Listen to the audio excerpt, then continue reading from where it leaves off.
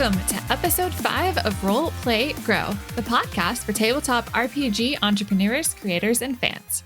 I'm Courtney of Lightheart Adventures, and in this podcast, we talk to the creators behind the brands in the tabletop roleplay gaming space about who they are and how they are turning their passion for gaming into a career. Today's episode is going to look a little different. I mentioned back in episode 0 that I would be bringing Brenton on to chat with me at some point to talk about Lightheart Adventures. And so today we are going to take a look at a lot of the lessons that we've learned over the last year of trying to run a small 2-person business in this space. I will say that interviewing your spouse and business partner is a bit of an amusing time when you know most of the answers. So it definitely turned into a bit more of a discussion as we went on. Some of the topics that we go into are why our first DMs Guild publications pretty much bombed and what we are doing differently now, tactics that Brenton's using to get past his dislike of social media, the value of growing your email list and kind of what we're doing for marketing lately, and blogging with consistency. Before we dive in, I want to make sure that you know about Found Familiar Coffee. If you are a coffee drinker, I highly suggest that you check out their delicious D&D themed coffee that tastes exceptional and supports some really awesome artists in the community. My favorite is Inspiration, but honestly, I've tried pretty much every flavor and I really do like them all a lot. I've kind of been spoiled off of other coffees ever since. It's pretty great. If you go to foundfamiliar.com and use code LightheartADV, you will get 10% off your order, enjoy some delicious coffee, and help support this fledgling show.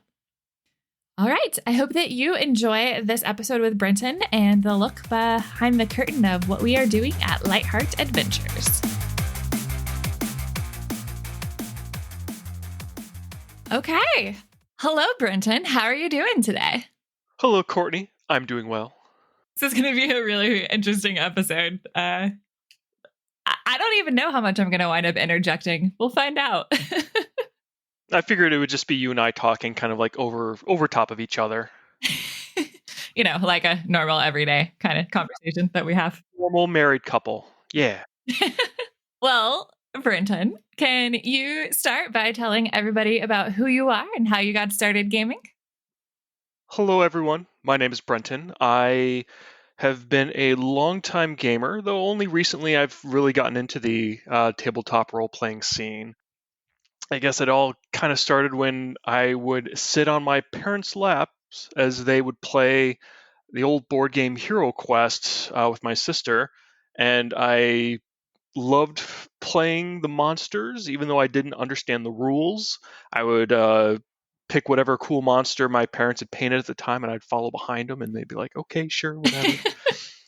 But from there, kind of got really into video games. That was my big thing growing up. But every so often, I'd dabble a little bit into role-playing games. Like a friend in school played once or twice in middle school, once or twice in college, but it really didn't pick up until only a few years ago.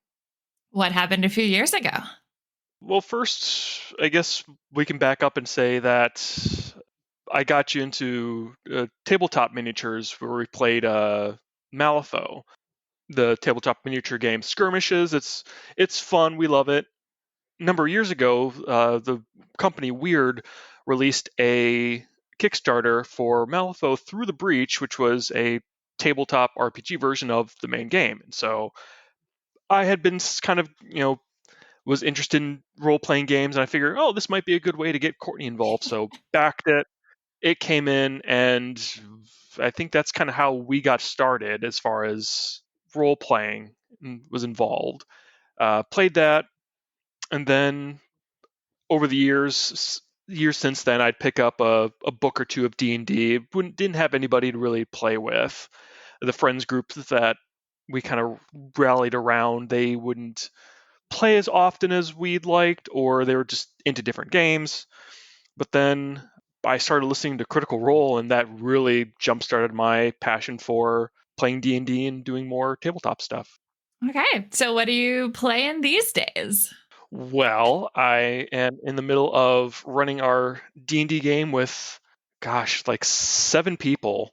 and it's it's quite the crew. And I definitely love everyone's characters that they play, especially yours, your Munchkin Tabaxi pirate.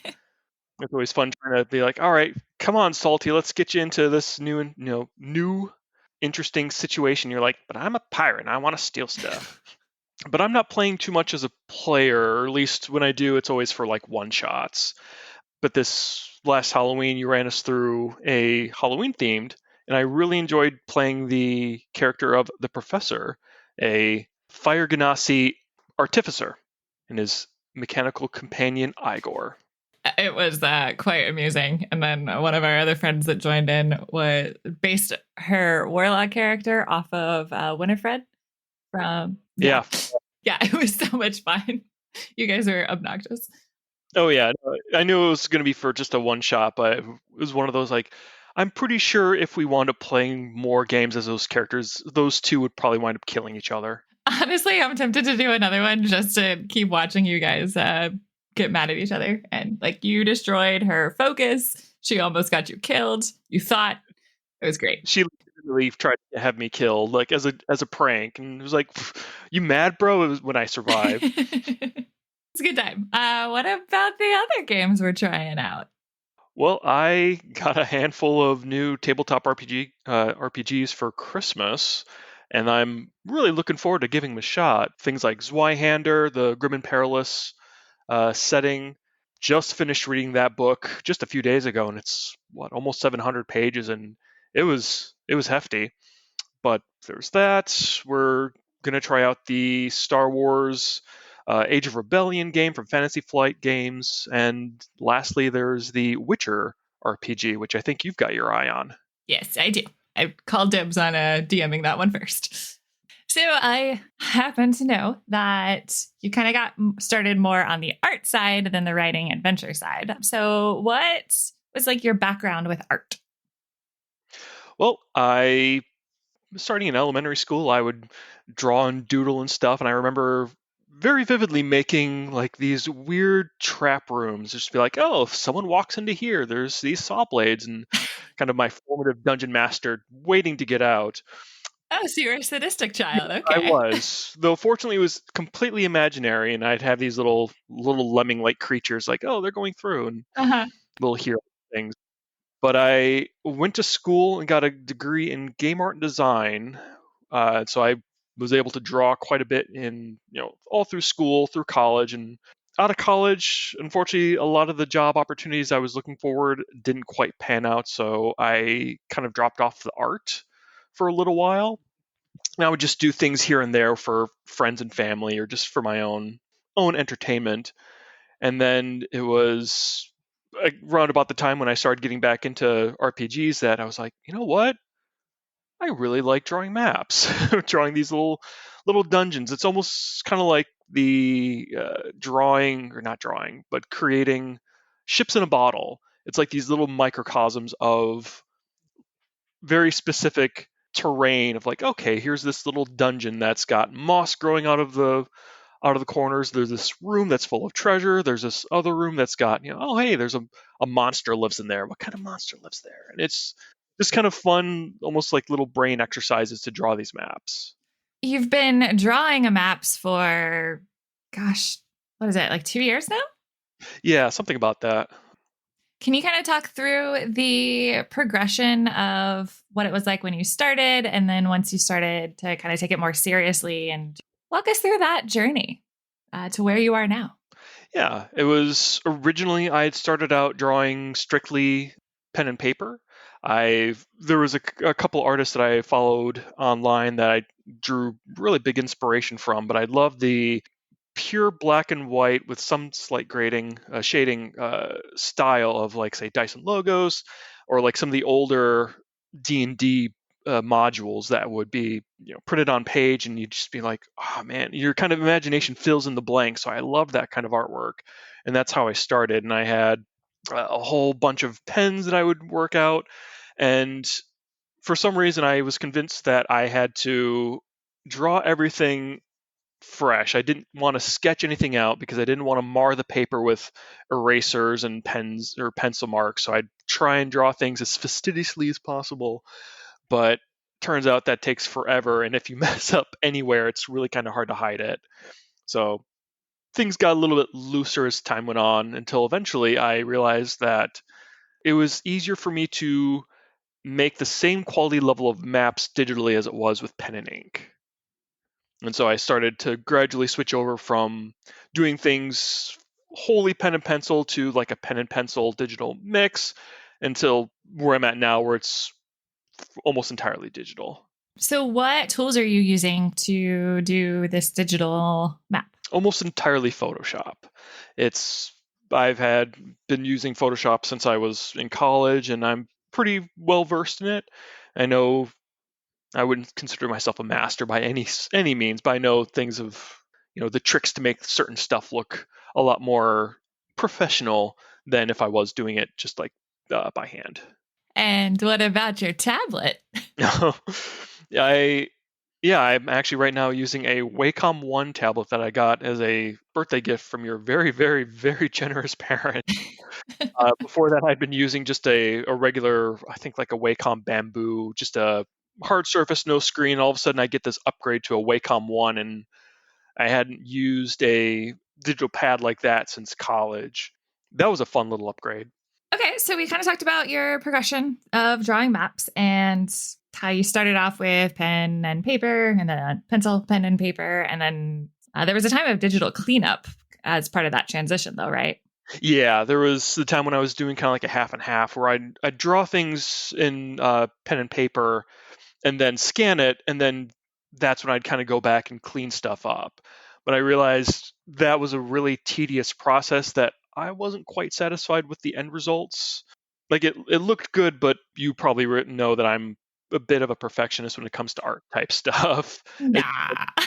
mentioned to me multiple times, and I just wasn't quite happy with the end result of the scanning. And so that's when I was like, all right, I'm going to draw this when I switched to digital, that I could make it look a lot better, at least to my eye. What was the transition point from you just doing your homebrew adventures and maps to turning it into a business? Well, it was, I want to say, Christmas of 2018. I decided that for a gift for your family, I was going to run you, your mom, and your dad through a homebrew D&D one-shot. Because your dad had played D&D back in the day, and your mom grew up not playing D&D at all. So I thought it'd be a unique Christmas present to give to them. And so I spent, a couple weeks coming up with like a backstory, which turned out to be Siege of Saint Isolde. Wound up writing that out, and we played that Christmas Day. And kind of after that point, we were talking with some of our friends who were talking about like Dungeon DM's Guild, which I was familiar with, but I wasn't like I knew about, but it wasn't something that I used very often. And then they mentioned that it's like, oh yeah, people sell their stuff on DM's Guild all the time, and I think that was the push that I needed. I'm like, okay, I can actually kind of make this work. From that point, it was all about tidying up the plot, the details, the encounters, drawing a fully fledged map for that, and getting it play tested, and finally releasing it. Though it definitely took a little bit longer than I think it probably should have, or at least now it definitely takes me a lot less time to release a new publication. But I think we started that in January, and it didn't get published until like end of August. Yeah. So you had that publication, and then we also did a few other publications at the same time because we were thinking that it would make sense that like, oh, if we have one thing published, then it would be nice to have a bunch of other things so that people could see what else we've done. Yeah. So what were the other items that we first published in that grouping of things? Did a couple map packs that were mostly setting and story agnostic, that you could, if you had an idea or something that you wanted to play out but you needed a map, it's like, okay, there's an elvish ruins or a hag's lair that was set underground, or like I think a catacombs that was a pretty simplistic little walkthrough of a underground area where that was full of undead and other spooky things. Let's actually talk about that because, hey, this is a business podcast. So we released, I think, 5 publications at the same time. And for all of your map packs, we included a free version as well as a paid version. It was a lot to release all at once. And I would say that we just did everything wrong. I think everything just bombed. So I would like to get some of your perspective on what you think we did wrong about all of those publications. Well, as you know, they say hindsight's 20/20. Oh God, don't ever say that again. We can't, not after last year. Yeah, I apologize. Anyways, so there was definitely some things that we could have done differently that would have helped us make a bit more of a name for ourselves, which that we released that right at the start when we were getting out with like social media. Like our Instagram was still kind of pretty new at that point in time, so we really didn't have much of a following. And so it wasn't an easy situation to advertise that, hey, there's this map packet out plus this campaign. And so it was one of those, another drop in the bucket in the main page of DM's Guild. And so that didn't really quite help. Another thing too is that when we did advertise it on the Instagram, we did this thing where we did like a secretive countdown to when it was coming out, and to try and raise hype. And it's like, oh, Lightheart Adventures, something's coming.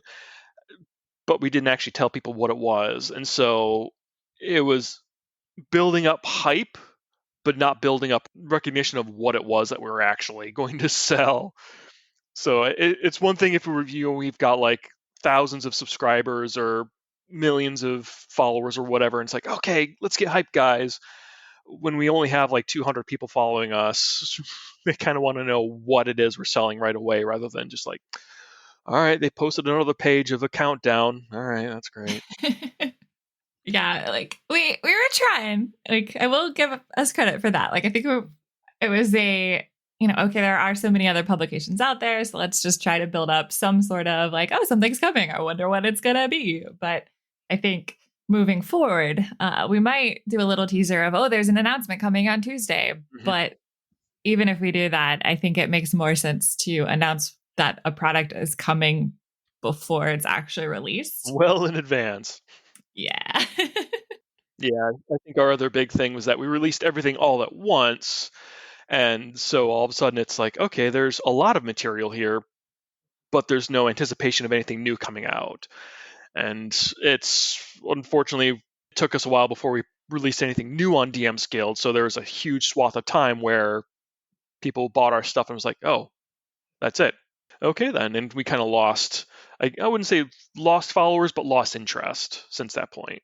Definitely something I've learned from observation of other DMs creators is just the idea that if they're constantly out there publishing things, even if it doesn't have to be every week, but even just every other month or something, just this consistency.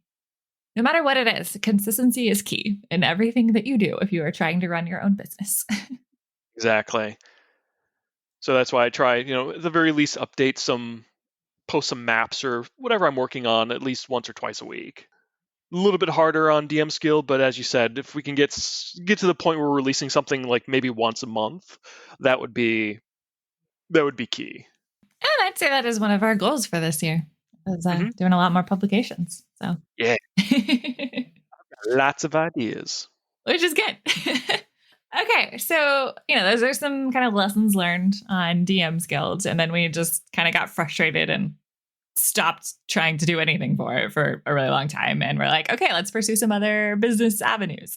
So what kinds of things have we done since then? Well, we kind of learned a little bit and decided that we'd start up a website, which acts as a bit of a portfolio as well as a spot where we can, advertise the maps, doing the blog stuff. But the big thing is, that our website. Yeah, all those publications came out, I think, at the beginning of September.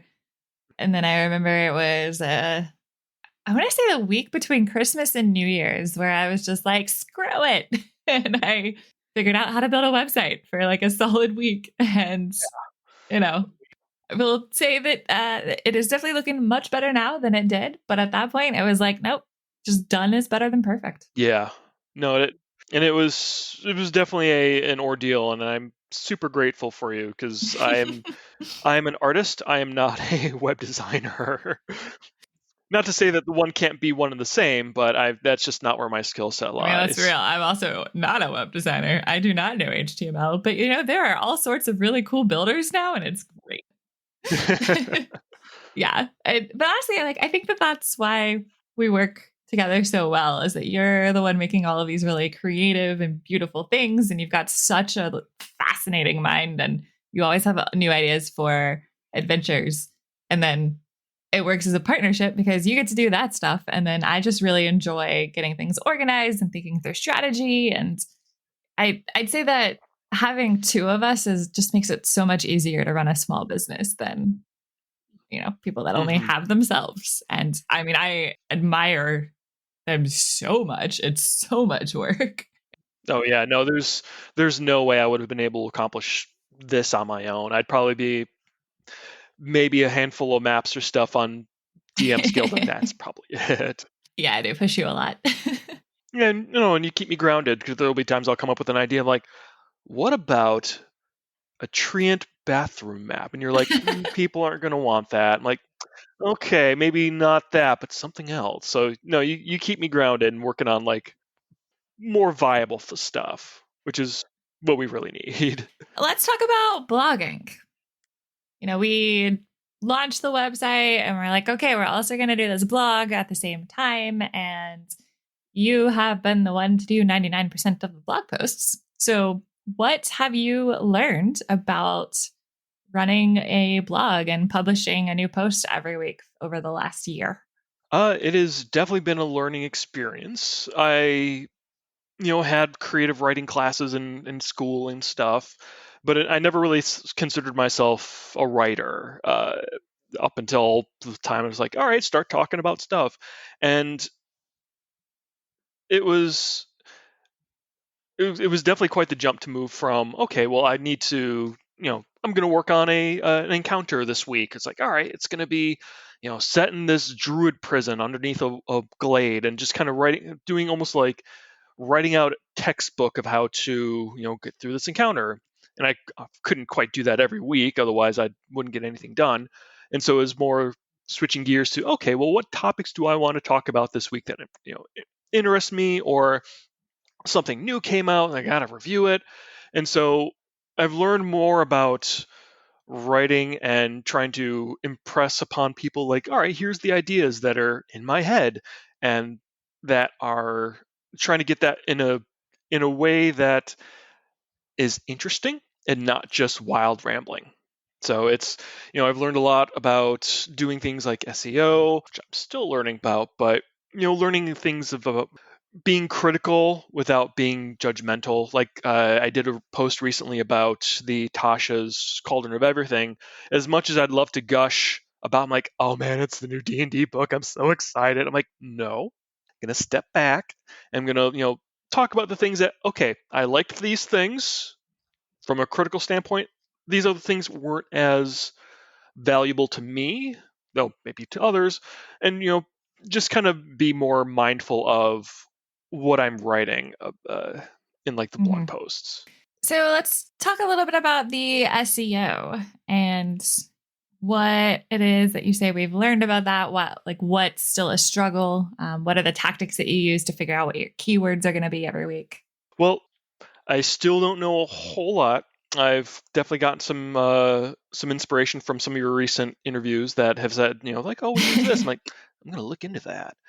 But as far as doing the research, a lot of it is I will try and get up. I have a list of ideas on my desktop. I'm like, okay, here are the topics that I want to talk about that are interesting to me. And then what I'll do is I'll go through and, I'll just even go onto like Google search and just come up with SEO titles for those ideas and see what comes up for those. Like, so if something's like, oh, if I type in Ent bathroom map, I don't know why my mind keeps going back to that, but I'm going to make it I happen. have some questions. I'm a little concerned. Yeah, and I'll type that in or different permutations of that. I'm like, okay, the most recent SEO or the most recent website is like, oh, it's from 2017. Chances are I can try and get a little bit of a headway with that. But I do that for just about every week. Try and come up with different titles. Though there have definitely been times when you've been like, no, you need to change that. I'm like, okay.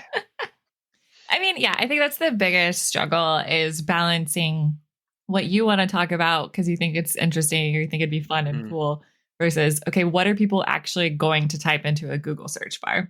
Because that's Yeah. really the importance of having like SEO and that keyword. And like the best example I can think of on why it really does matter is that I recently realized that 95% of our site traffic is coming from one blog post, and it's because of the keyword.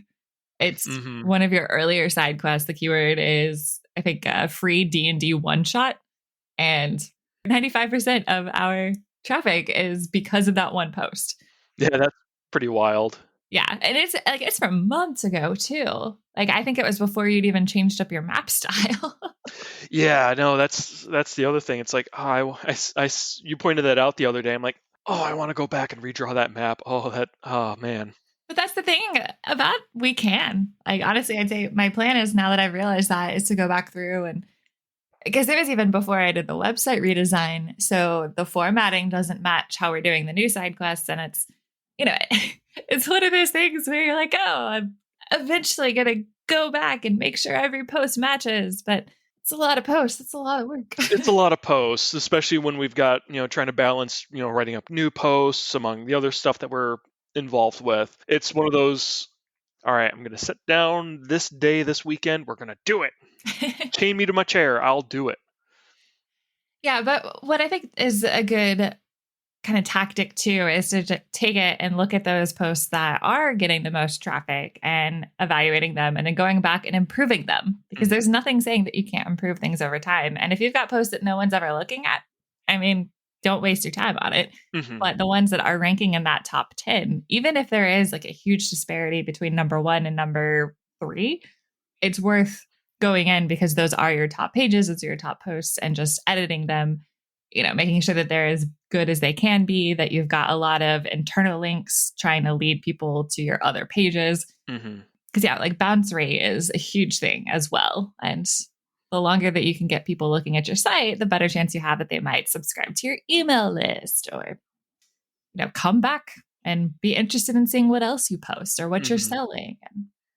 Yeah, not only that, but I've learned so much as a dungeon master, game master in the years that I see some of these old posts. I'm like, I think I could add a couple extra paragraphs here and just more information. Which, sure, probably wouldn't do it for the, as you mentioned, the less frequented pages, but some of them would definitely be worthwhile. Yeah, it's Crystal Caverns, man. That's what Yeah, everybody's looking at. people can't get enough of those crystal caverns. Ooh, maybe you should do a sequel. I should.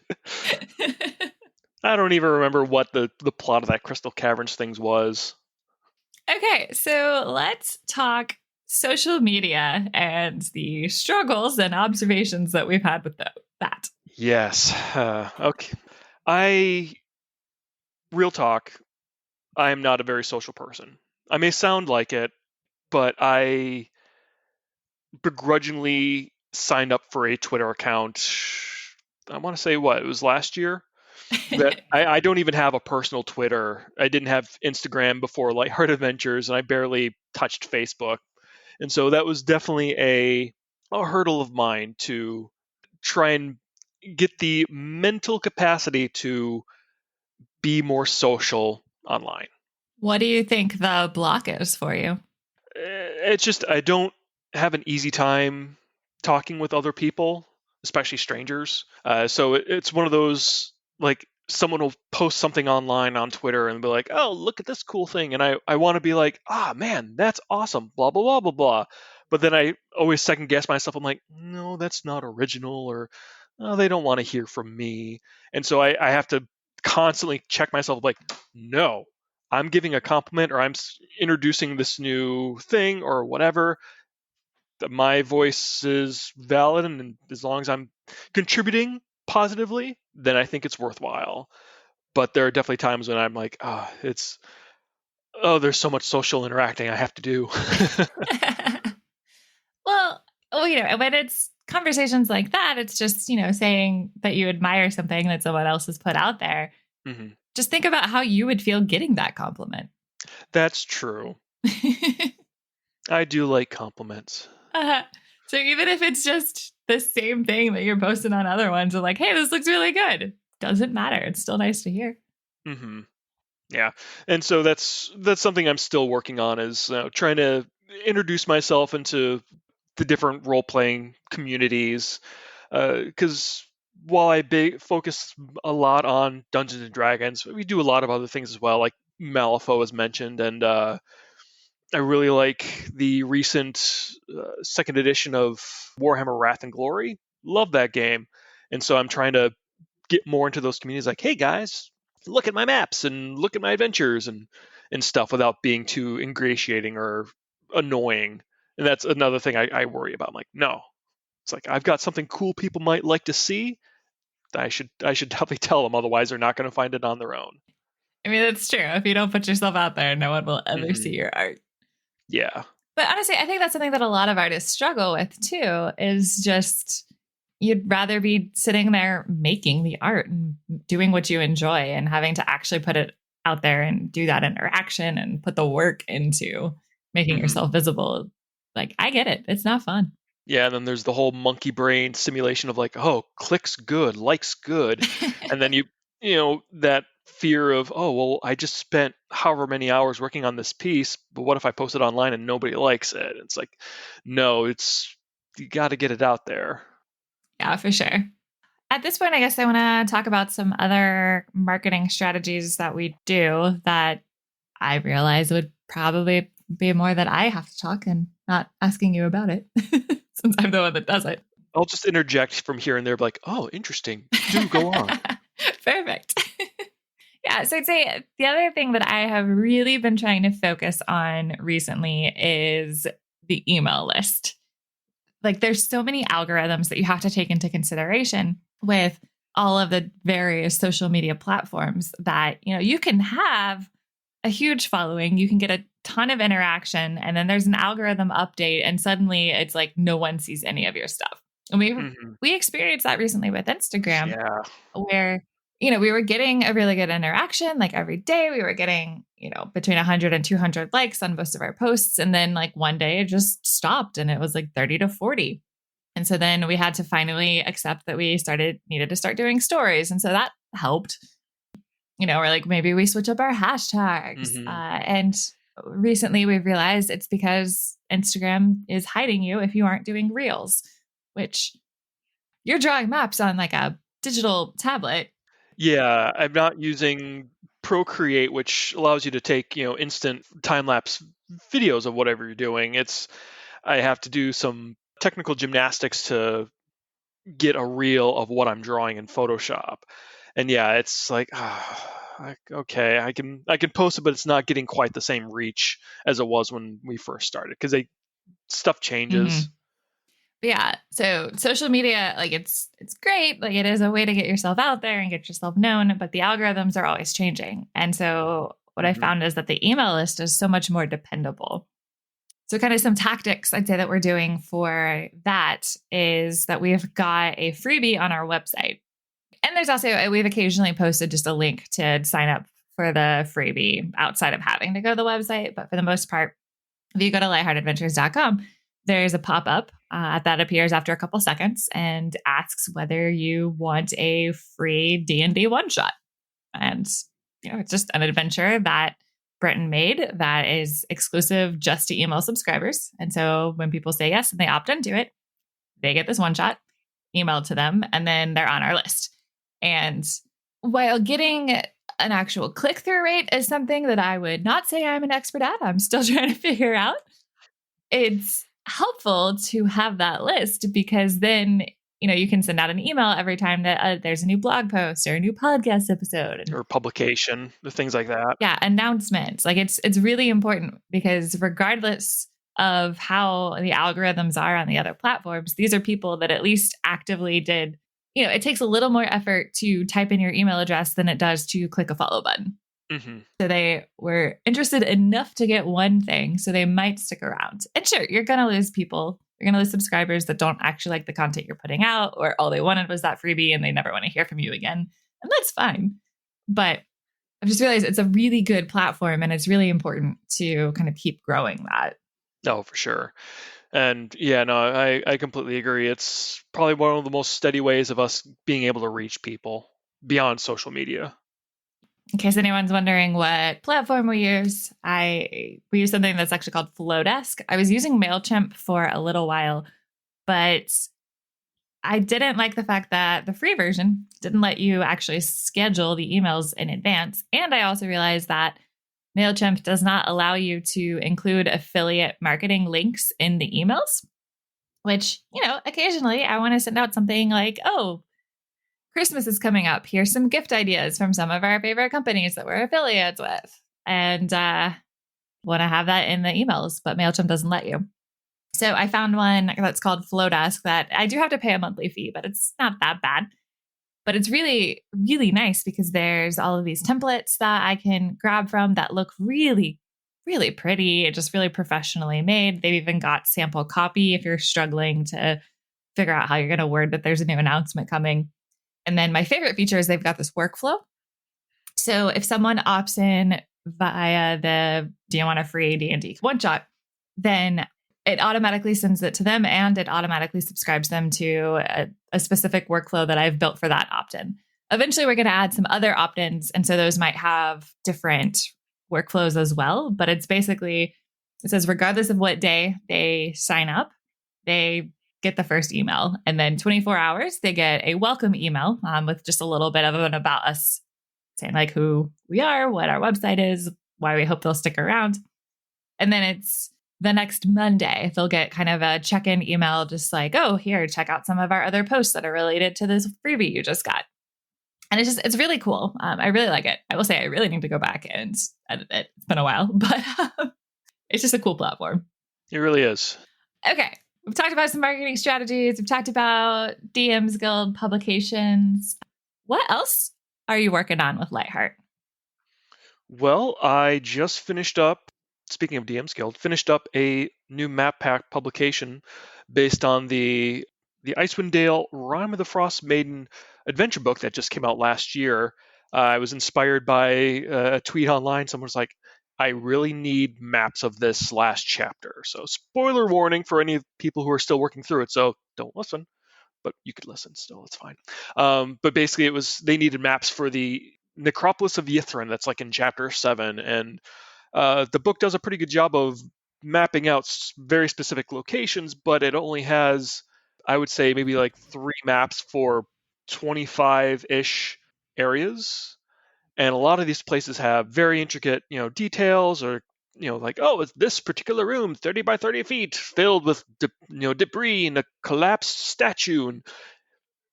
And there's places where, there'll be monsters or encounters. And I just thought, you know what? Yeah, this really does need its own map pack. And so I rocked out 18 maps over the course of like 2 weeks and got that out on DM's Guild, I want to say about a week or so ago. And so that's what I was working on.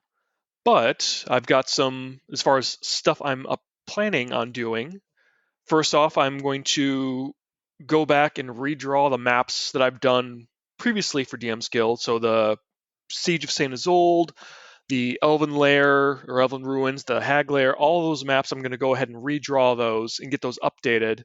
Not only that, but I'm going to be including separate digital files because I realize that not everyone has the skill set to rip a map off of a PDF and put it onto whatever they're using. So it's limited usability, which that was something else I learned since publishing those maps. So that's going to be coming out here hopefully soon. And the other thing I can talk about is that I will be doing a map pack for the next D&D adventure book, the Candlekeep Mysteries. That one was announced a few weeks ago, and that one's going to be like, they said 17 adventures, and I hope to pick that one up day one and devour it within as quickly as possible and try and get a quick turnaround and get some maps out for any places that need it. I actually want to follow up on something that you talked about earlier, and then we've kind of just seen a trend. When you first did your publications, it took from concept of, oh, this is a thing I could do, to actually publishing. It was about 9 months. And now these days you are knocking out a side quest once a month. You just did the Icewind Dale map pack companion. You made all those maps within, I don't know, I think 2, maybe 3 weeks. About 3 weeks from start to finish, I think. A little bit longer to get it all edited together and ready for publication. But yeah, about a month-ish. Okay, so a month for 18 maps versus, your side quest, which is you're writing an adventure and you're drawing a handful of maps for that. Again, you're getting that done really in about 1 to 2 weeks, depending on when you start, just so that you can keep to that monthly timeline. Mm-hmm.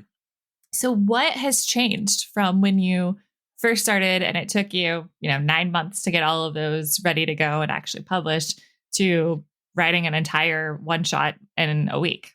It really boils down to my comfort levels with writing and drawing. And when I was doing Siege of St. Isolde, I would be working on it occasionally, but I was determined to make sure people play through, but I just never felt that it was good enough for release. And so that's part of why it took so long. Same with the maps. It was just like exacting detail, and I just it has to be perfect. But then once we started the website and I started blogging, and the whole premise of me doing the website was like, okay, this will be an area where I can release my side quests, which are, the little short one-shot adventures. And I realized I don't have the luxury of time when these things are coming out every week. And so it really forced me to step out of my comfort zone for writing and drawing to get something out and be happy with it and just be like, all right, be free, little bird, be free for the internet. And so I think the most recent side quest I did was the baffling basement of Bertie Bigglesby, which I love alliteration, by the way. That one, I think from conception to completion, that was about a week and a half, both for the map and for the writing.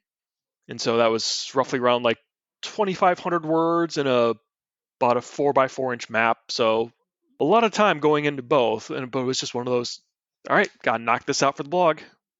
Yeah, so it's really just having more practice, having more experience, and giving yourself deadlines, would you say?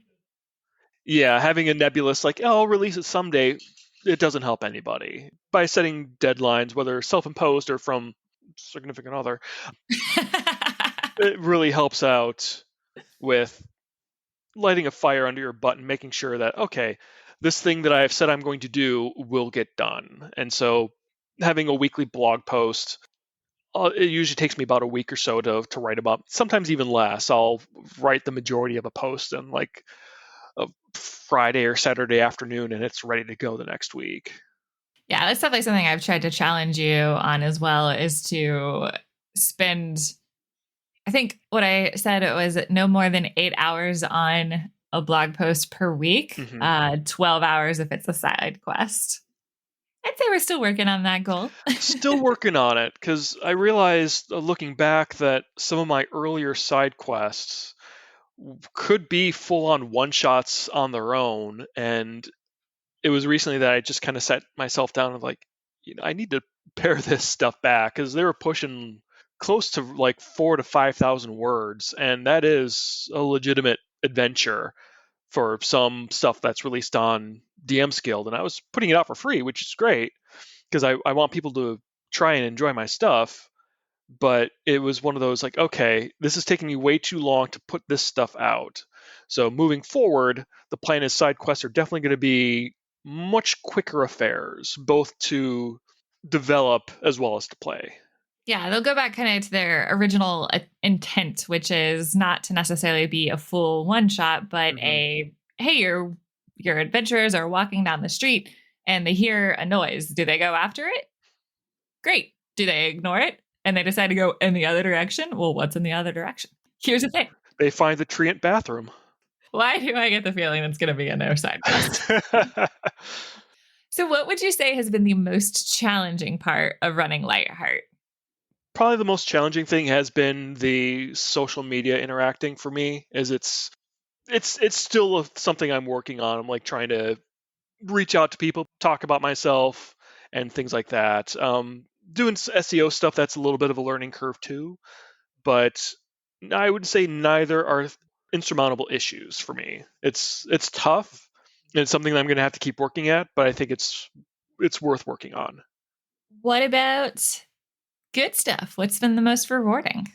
I love seeing people or hearing when people play my maps or play my encounters and just be like, oh yeah, no, they really like this part, or oh yeah, no, that little pitfall that you got there at the end, yeah, no, they fell for that, literally.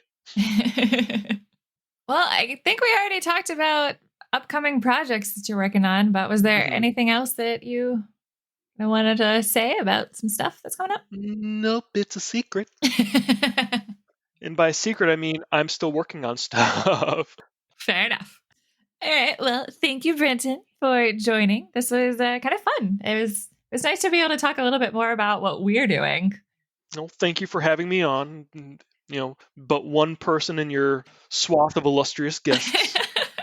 Swath of illustrious guests. I like it. All right, babe, where can people find you? Well, first and foremost, I'm primarily on Instagram, Lightheart Adventures, Twitter, Lightheart ADV, Facebook, Lightheart Adventures. And for all other inquiries, you can check us out at lightheartadventures.com, and there's a contact page in there somewhere. Yeah. Somewhere. You can say hi. Yeah, we've also got a Discord, so folks can come and hang out and talk about anything that we've published, what stuff they're working on, any of the podcast episodes. I realize I haven't actually talked about the Discord on this podcast yet. So, hey, we've got a Discord. Yeah, we've got a Discord. It's pretty hopping. Courtney, pick one. I did. Takanoko. We'll tell people. Tell them. Takanoko or Don't Let It Die. Which board game do you pick? And which one do you throw away forever? Hey, that was not part of the deal. We're not throwing them away. Which one? If I have to choose between two of my favorite board games, then I do pick Don't Let It Die. It is a pretty good one. But I love Takanoko. Those pandas are adorable. But Don't Let It Die, just whatever, random plug for one of my friends. Yeah, it's a wonderful board game if you haven't heard of it. It's pretty new. I want to say he released it at the beginning of 2020, but also that was 10 million years ago, so who even knows at this point? No, I think it's been out a little bit before that. I think it was after BlizzCon in 2019, but anyways, it's a wonderful co-op game where you are a bunch of Neanderthals who have just discovered fire, and you're trying to learn its secrets and save the fire. And basically, if the fire goes out before you've learned everything you can, / how to get more fire, then your race fails and you will never evolve and you will all die. So that's fun. Yes, it's cooperative too, which is pretty fun. It's really hard. Even easy mode is really hard, and it takes so much collaboration, but it's a lot of fun. And there's extra challenges you can throw on top of it too, to like, oh, you thought that was hard mode was easy, which it's not. You can do this extra stuff too. I'm like, okay, hurt me more. Yeah, my friend Dustin released that, and you know what? I will include a link to where you can find that board game in the show notes, because that's what they're for. Yeah. All right. Well, anyways, gonna wrap this up. So thanks, hun, for coming on. Thanks for having me. This was a lot of fun. That's it for today's episode of Role Play Grow. To check out the show notes, you can go to lightheartadventures.com/RPG. To keep up with every episode, please subscribe on your podcast player of choice. And if you're enjoying the show, please leave me a review. Reviews are one of the best ways to help a newer podcast get up off the ground. To follow me on Twitter, you can either find me at lightheartadv for our business account, or at Ketra, WCR, to see me tweet about other things like my dog and World of Warcraft. You can also find us as Lightheart Adventures on both Instagram and Patreon. Thank you so much for listening, and I'll see you next week on Role Play Grow.